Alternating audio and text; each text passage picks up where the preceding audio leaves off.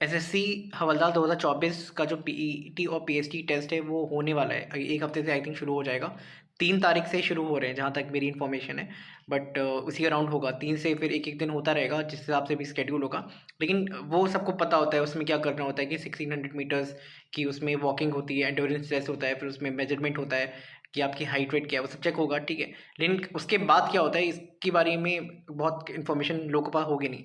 और क्योंकि उसके रिगार्डिंग एकदम फर्स्ट हैंड डिटेल्स मेरे पास हैं, वो मैं इसमें शेयर करूंगा। और अगर आप पीएसटी पीएसटी टेस्ट देने जा रहे हैं एसएससी हवलदार का, तो इस वीडियो को पूरा आप जरूर देख लेना। तो उसके बाद जब आपका पीईटी पीएसटी टेस्ट क्वालिफाई हो जाता है तो फाइनल लिस्ट आती है, ठीक है। उसके बाद आपका नाम फॉरवर्ड कर दिया जाता है जिस भी डिपार्टमेंट में आपका सिलेक्शन होता है, कि आपने वहाँ पे प्रेफरेंस भरी होगी कि भाई गुजरात में या फिर मुंबई में या फिर पुणे में, जहाँ भी जितनी भी जहाँ पे सीबीआईसी के ऑफिस होते हैं, तो वो आमतौर पर कोस्टल एरियाज में वो मिलता है। तो उसके बाद क्या होता है, जैसे मुंबई कस्टम्स का एग्जाम्पल मैं आपको देने जा रहा हूँ, क्योंकि I am attach to somewhere this organisation, तो उसी की डिटेल्स मैं मैनेज कर पाया हूँ। तो अब देखो इसमें क्या होता है कि सबसे पहले आपको 2 चीज़ें सबमिट करनी होती है। ये जो अटेस्टेशन फॉर्म दिख रहा है ये दूसरे नंबर पे, और ये तीसरा। तो अटेस्टेशन फॉर्म तो सिंपल होता है, इसको भी मैं दिखाई देता हूँ। तो इसमें इसको फॉर्म भरना इतना मुश्किल नहीं होता है। तो इसमें जो भी है इसको डिटेल भर के आपको डीवी वाले दिन, डॉक्यूमेंट वेरिफिकेशन वाले दिन सबमिट करना होता है। लेकिन इसमें एक मेडिकल सर्टिफिकेट आई थिंक होगा, जस्ट इसमें स्क्रॉल करते हैं, होगा वेरिफिकेशन ऑफ अपॉइंटमेंट, ये सब तो साइन करवाना पड़ेगा। वो जो भी इसका कैरेक्टर सर्टिफिकेट हो गया, आइडेंटिटी सर्टिफिकेट हो गया, उसके बाद मेडिकल सर्टिफिकेट होना चाहिए आपकी, ठीक है। तो इसको देख लेते हैं, देखिए ये रहा मेडिकल सर्टिफिकेट, तो ये भी आपको सबमिट करना होगा।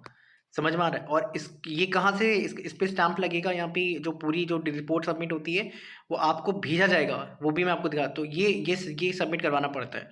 तो ये कैसे होगा मैं ये अब दिखाता हूँ आपको। तो इसको हम ये वाला खोलते हैं, तीसरी जो फाइल है, ठीक है, ओपन हो गया। अभी देखो इसमें क्या होता है कि जब उसके बाद क्या होता है, आपको डिनोट होगा कि आपको कहाँ कहाँ जाना है, अपने घर से नहीं करवा के लाना होता है। जैसे अगर मुंबई में हो तो फिर मुंबई के ही सरकारी जो अस्पताल होते हैं उसमें भेजा जाता है। देखिए जैसे 1 2 3 4 आपको दिख रहे हैं हॉस्पिटल, साइन जे जे जीटी कामा हॉस्पिटल, इनमें जाकर आपको अपना मेडिकल चेकअप करवाना होगा। वहाँ पे पूरा प्रोसेस होता है, 2 दिन लगते हैं मिनिमम आमतौर पे। बहुत ही लकी होगा कोई जिसका 1 दिन में हो जाता होगा, लेकिन आमतौर पे 2 दिन से कम में कैसे हो सकता है, क्योंकि आपका ब्लड टेस्ट वगैरह सब कुछ दुनिया भर का टेस्ट होता है उसमें। बहुत स्ट्रिक्ट टेस्ट होता है वो से, मतलब इवन प्रिवेंटिव ऑफिसर का भी वहीं पे होता है इसी तरह। तो तो उसकी रिपोर्ट 1 दिन बाद आएगी। तो आमतौर पे 2 दिन तो लगता है, कुछ लोगों का 3 दिन भी लग जाता है, कि कभी कभी किसका ब्लड प्रेशर हाई होता है तो उसको दवा दी जाती है कि अपना ब्लड प्रेशर कम करो, तो ऐसा भी होता है। तो आप देखेंगे इसमें लिस्ट है, आप देखो कि इसमें जैसे कि ये 2023 का है, यानी कि ये 2021 या 22 बैच के रहे होंगे, तो उनका इसमें ये टेस्ट वगैरह सब हुआ है। तो इसमें देखोगे कि इसमें रैंक वैंक जो भी है, इनमें उनको टाइम अलॉट हुआ है। डेट ऑफ डीवी 14 है, फिर इसमें मेडिकल एग्जामिनेशन, तो इस हिसाब से अब इनका साइन हॉस्पिटल में हुआ है, फिर यहाँ पे जे हॉस्पिटल है। तो आपको बताया जाता है कि आपको कौन से हॉस्पिटल में जाना होता है, वहाँ से मेडिकल चेकअप करवा के मेडिकल फॉर्म पे पूरा स्टैम्प और जो भी वो रिपोर्ट वगैरह देंगे सब सबमिट करना होता है। समझ में आ रहा है आपको?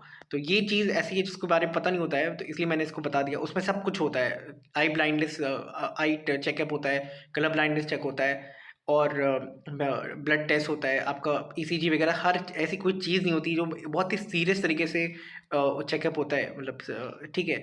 अब एक और बात और मैं बता देता हूँ, इतना होने के बाद आपका आपका अगर सब कुछ ठीक रहा और ज्वाइनिंग हो जाएगी, तो उसके बाद एक डिपार्टमेंटल एग्जाम भी नहीं होता, कंफर्मेशन एग्जाम भी होता है। इसकी वीडियो जो मैंने हाल पिछले 1 साल के अंदर एक वीडियो मैंने शेयर की थी, उसमें स्क्रॉल करके देखिएगा कि वो कैसे अंडर कंडक्ट होता है। तो जब आप ऑर्गेनाइजेशन का पार्ट बनते हैं तब आपको पता चलता नहीं, और भी बहुत सारी चीज़ें होती हैं। तो उसमें कंफर्मेशन एग्जाम भी होता है, यानी कि आपने जब एक बार एग्जाम क्वालिफाई कर लिया ना, ऐसा नहीं है कि वो पूरी पक्की हो गई, फिर वो डिपार्टमेंट जो है ना वो अपना भी एक इंटरनल एग्जाम लेता है, कंफर्मेशन एग्जाम लेता है। इसको भी पहली फाइल है, मैं खोल रहा हूँ इसको, देखिए इसमें मेंशन भी होगा ये चीज़। तो अब देखिए क्या लिखा हुआ है, conduct of departmental examination for confirmation, confirmation लिखा हुआ है यहाँ पे, ऑफ स्टाफ ड्राइवर एंड सिपाही हवलदार। यहाँ पे हवलदार की का एग्जाम हो रहा है, तो आप इसकी 2023-24 जिनका नहीं हुआ वो उनका नाम इसमें होगा ऑब्वियसली। ये तो ये लेकिन ये सर्कुलर है, तो इसमें जैसे इसमें सब्जेक्ट दिए हुए हैं कि पेपर 1 पेपर 2 पेपर 3, तो जनरल अवेयरनेस, राइट। जो सिलेबस आप पॉज करके खुद ही देख लेना, मैं फाइल जो भी है इसको यहाँ पे डाल रहा हूँ, उसको पॉज करके पूरा पढ़ लेना, क्योंकि वीडियो बहुत लंबी नहीं बना सकता हूँ मैं।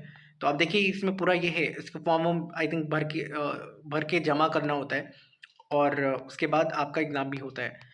इसमें भी देख लीजिए कि पूरा सिलेबस लिखा हुआ है, जनरल अवेयरनेस, ठीक है, सिलेबस वगैरह मेंशन है। बहुत टफ नहीं होता है, but you have to obviously apply for it. Physical cum viva भी होगा, ठीक है। तो इसमें फिजिकल फिटनेस तो वही होता है, 1600 मीटर्स आपकी वॉकिंग होगी, जैसे एंडोरेंस टेस्ट कहते हैं कि 15 मिनट्स आपको एकदम चलते ही रहना होता है, ठीक है। जिन्होंने दिया होगा उनको पता होगा। फिर 15 लगभग 14-15 मिनट में 1600 मीटर, जो 1600 मीटर्स होता है वो काफ़ी ज़्यादा होता है, तक हो जाता है, लेकिन फिर भी एंडोरेंस टेस्ट होता है। तो मैंने देखा है कि लोग बहुत थक वक भी जाते हैं, क्योंकि मेरी ड्यूटी लगी थी 2023 में। तो वो एक अलग चीज़ है, उसकी कोई डिटेल्स मेरे पास है, अगर उसका मुझे टाइम मिला मैं भी उसकी वीडियो बनाऊंगा एक बार, क्योंकि एक बार मेरी ड्यूटी लगी थी वहाँ पे। फिर मैंने ना टिकट्स वाइल ऑन ड्यूटी। तो ये आप देख सकते हैं कि ये चीज़ फिजिकल होती है, ठीक है। आपको सेंटर पे जाना होता है, वहीं बताया जाएगा आपको, और वहाँ पे एक दोबारा कंफर्मेशन टेस्ट आपका होता है। तो ये पूरी प्रक्रिया होती है कि आप, और ये खास करके सीबीआईसी का जो मुंबई का क्वार्टर हेड क्वार्टर है उसका मैं बता रहा हूँ, लेकिन बाकी जगह भी ऐसा ही होता होगा। तो इसलिए वीडियो बनाया, और इस वीडियो इधर कुछ नया आपको, इस वीडियो से आपको कुछ नया जानने को मिला है तो प्लीज़ कमेंट करके बताना, क्योंकि मैं वीडियो इसलिए बनाता हूँ ताकि लोगों तक पहुँचे और उससे लोगों को फ़ायदा हो।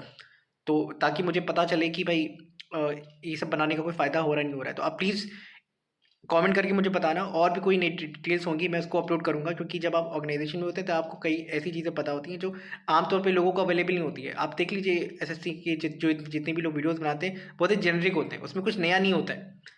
लेकिन मैं जो भी बता रहा हूँ उसमें हर चीज़ ऐसी है जो लोगों को पता ही नहीं होगी, और लोग बता भी नहीं सकते, क्योंकि वो ऑब्वियसली सब यूट्यूबर्स वगैरह हैं और ऐसे ही सब वीडियोस बनाते रहते हैं।